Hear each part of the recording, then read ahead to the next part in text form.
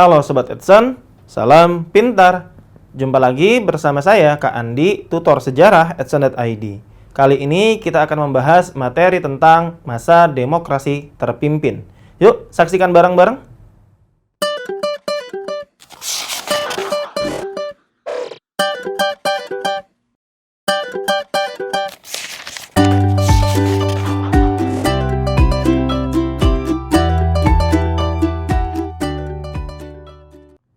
Sobat Edson, dalam pembahasan kali ini kita akan melihat adanya beberapa kebijakan yang dianggap merupakan penyimpangan pada masa demokrasi terpimpin. Jadi ada beberapa hal yang terjadi pada masa demokrasi terpimpin yang dianggap sebagai penyimpangan dari demokrasi terpimpin. Penyimpangan ini nanti dapat kita lihat pada kebijakan politik dalam negeri, dan juga nanti kita akan melihat penyimpangan terkait dengan kebijakan politik luar negeri.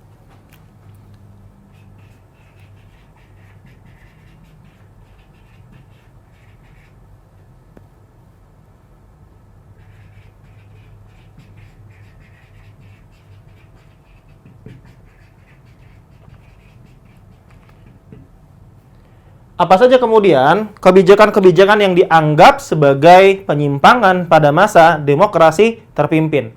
Yang pertama adalah pidato Presiden Soekarno yang kemudian ditetapkan sebagai GBHN. Di mana pidato Presiden Soekarno pada tahun 1959 yang berjudul Penemuan Kembali Revolusi Kita, ini kemudian ditetapkan sebagai GBHN atau Garis-Garis Besar Haluan Negara. Nantinya dalam pidato penemuan kembali revolusi kita terdapat apa yang kemudian dikenal sebagai Manipol Usdek, Manifesto Politik Undang-Undang Dasar 1945, Sosialisme, Demokrasi Terpimpin, Ekonomi Terpimpin, dan Kepribadian Indonesia. Nah, jadi di sini kita dapat melihat bahwa pidato Bung Karno, yaitu penemuan kembali revolusi kita, yang mengandung Manifesto Politik Undang-Undang Dasar 1945, Sosialisme, Demokrasi Terpimpin, Ekonomi Terpimpin, dan Kepribadian Indonesia, nantinya akan ditetapkan sebagai GBHN atau Garis-Garis Besar Haluan Negara. Selain itu, penyimpangan yang terjadi pada masa demokrasi terpimpin berikutnya adalah ketika ada peristiwa pembubaran DPR hasil pemilu tahun 1955. Kenapa pembubaran DPR hasil pemilu tahun 1955 dianggap sebagai bentuk penyimpangan pada masa demokrasi terpimpin? Karena seharusnya posisi presiden dengan DPR adalah sejajar. MPRS sebagai lembaga tertinggi kemudian membawahi 3 badan, yaitu eksekutif. Eksekutif nantinya terdapat presiden dan jajaran menteri, kemudian legislatif yaitu DPR, serta yudikatif yaitu DPAS. Nah, artinya dengan kata lain, dengan konsep ini, maka seharusnya posisi eksekutif dengan legislatif adalah sejajar. Tetapi pada masa demokrasi terpimpin, Presiden Soekarno pernah membubarkan DPR hasil pemilu 55. Karena apa? Karena DPR hasil pemilu tahun 55 menolak untuk menyetujui RAPBN yang diajukan oleh Presiden Soekarno. Kemudian selain kebijakan pidato Presiden Bung Karno, yang kemudian ditetapkan sebagai GBHN, selain juga ada pembubaran DPR hasil pemilu tahun 1955, penyimpangan berikutnya adalah pengangkatan Presiden Soekarno sebagai presiden seumur hidup. Nah, Presiden Soekarno pada masa demokrasi terpimpin kemudian ditetapkan oleh MPRS sebagai presiden seumur hidup. Hal ini dianggap menyalahi Undang-Undang Dasar 1945. Makanya pengangkatan Presiden Soekarno sebagai presiden seumur hidup ini dianggap sebagai bentuk penyimpangan pada masa demokrasi terpimpin. Berikutnya, bentuk penyimpangan yang terjadi pada masa demokrasi terpimpin adalah pengangkatan pimpinan MPRS sebagai menteri. Jadi, para pimpinan MPRS kemudian diangkat sebagai menteri di dalam kabinet yang dipimpin oleh Presiden Soekarno. Sebagaimana yang telah disampaikan bahwa MPRS merupakan lembaga tertinggi negara yang membawahi Presiden, DPR, dan DPA. Tetapi pada masa demokrasi terpimpin, para pimpinan lembaga tertinggi negara kemudian diangkat menjadi menteri. Dengan kata lain, hal ini mengakibatkan MPRS sebagai lembaga tertinggi berada di bawah presiden. Nah, hal ini dianggap sebagai bentuk penyimpangan pada masa demokrasi terpimpin. Nah, inilah beberapa kebijakan-kebijakan politik dalam negeri yang dianggap merupakan bagian dari penyimpangan pada masa demokrasi terpimpin. Selanjutnya, kita juga dapat melihat adanya penyimpangan yang terjadi pada kebijakan-kebijakan politik luar negeri. Dalam pembahasan sebelumnya telah disampaikan bahwa tahun 1961 pemerintah Indonesia diwakili oleh Presiden Soekarno kemudian terlibat dalam pembentukan organisasi gerakan non-blok. Ini adalah upaya dari pemerintah Indonesia untuk tetap berada pada garis politik luar negeri Indonesia yang bebas dan aktif. Tetapi dalam perkembangannya, pada masa demokrasi terpimpin, tampaknya pemerintah Indonesia memiliki kecenderungan untuk lebih dekat membangun hubungan dengan Blok Timur. Nah, jadi ada kecenderungan hubungan luar negeri Indonesia lebih dekat diarahkan dengan Blok Timur. Hal ini nanti akan terlihat ketika kemudian Indonesia, Presiden Soekarno, kemudian membagi kekuatan dunia ke dalam dua kubu, yaitu NEVO dan OLDEVO. Apa itu NEVO dan apa itu OLDEVO? NEVO adalah singkatan dari New Emerging Force, sedangkan OLDEVO adalah Old Established Force. Dalam pandangan Presiden Soekarno, NEVO adalah negara-negara revolusioner. Indonesia termasuk di dalam kategori negara NEVO.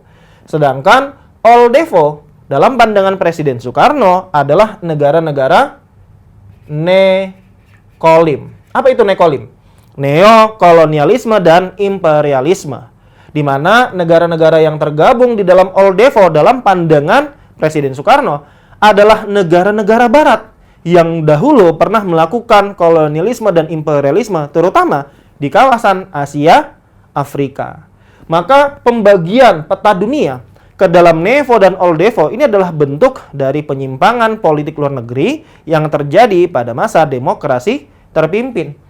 Selain itu juga ada pembentukan poros yang menunjukkan kecenderungan politik luar negeri Indonesia kepada Blok Timur, yaitu poros yang dikenal dengan nama Jakarta, Peking, dan Pyongyang. Pembentukan poros Jakarta, Peking, dan Pyongyang. Kemudian berikutnya yang dianggap sebagai bentuk penyimpangan kebijakan politik luar negeri adalah pembentukan CONEVO. Apa itu CONEVO? CONEVO adalah Conference of New Emerging Force, di mana CONEVO ini dimaksudkan sebagai tandingan bagi perserikatan bangsa-bangsa. Tidak cukup dengan pembentukan CONEVO, nanti juga ada pelaksanaan pertandingan olahraga yang dikenal dengan nama GANEVO, Games of New Emerging Force, yang dilaksanakan pada tahun 1964. Berkaitan dengan Konevo sendiri, nantinya pemerintah Indonesia membangun suatu gedung yang kemudian kita tahu sebagai gedung DPR MPR. Pada awalnya, gedung DPR MPR adalah gedung yang diniatkan, ditujukan untuk pelaksanaan Konevo, Conference of New Emerging Force. Nah, jadi kita dapat melihat di sini beberapa kebijakan politik luar negeri yang dianggap bagian dari penyimpangan pada masa demokrasi terpimpin.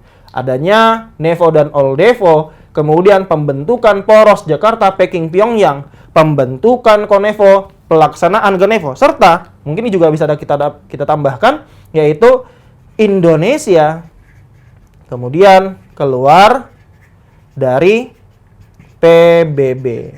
Nah, keputusan Indonesia keluar dari PBB nanti akan mengakibatkan posisi Indonesia terkucil dari pergaulan internasional. Nah, inilah beberapa bentuk penyimpangan yang terjadi pada masa demokrasi terpimpin, baik berdasarkan kebijakan politik dalam negeri serta kebijakan politik luar negeri. Dalam perkembangannya, kita telah sama-sama mengetahui bahwa demokrasi terpimpin berlangsung sampai dengan tahun 1966. Apa faktor yang menjadi penyebab berakhirnya masa demokrasi terpimpin di Indonesia? Kita tahu bahwa permasalahan politik di Indonesia semakin memanas pada tahun 1965 ketika terjadi peristiwa yang kemudian kita tahu peristiwa yang dinamakan G30S PKI, Gerakan 30 September Partai Komunis Indonesia yang terjadi pada tahun 1965. Aksi penculikan yang didalangi oleh Partai Komunis Indonesia terhadap perwira-perwira tinggi militer, khususnya Angkatan Darat, yang kemudian menjadi salah satu faktor pendorong, pemicu jatuhnya pemerintahan masa demokrasi terpimpin.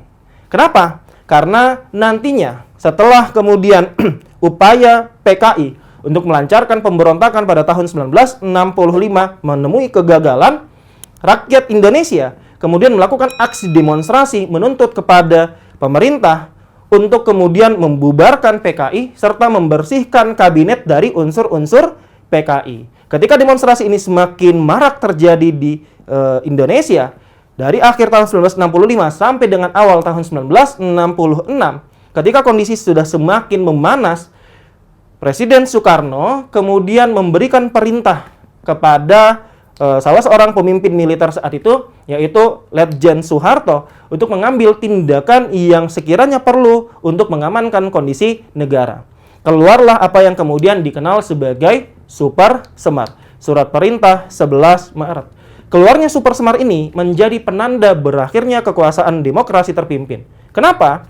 Karena timbulnya perspektif yang berbeda. Ketika kemudian berdasarkan surat yang dikeluarkan oleh Presiden Soekarno tersebut, terjadi apa yang kemudian kita sebut sebagai pelimpahan kekuasaan. Nantinya terjadi pelimpahan kekuasaan, terjadi perpindahan kekuasaan dari tangan Presiden Soekarno kepada Pangkop Kamtib saat itu yang dijabat oleh Letjen Soeharto.